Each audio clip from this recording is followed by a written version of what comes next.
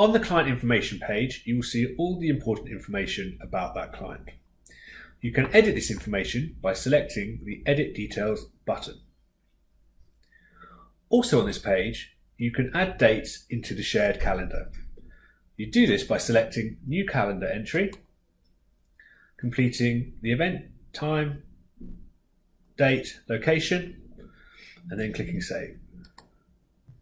The entry will then be added to the calendar underneath here.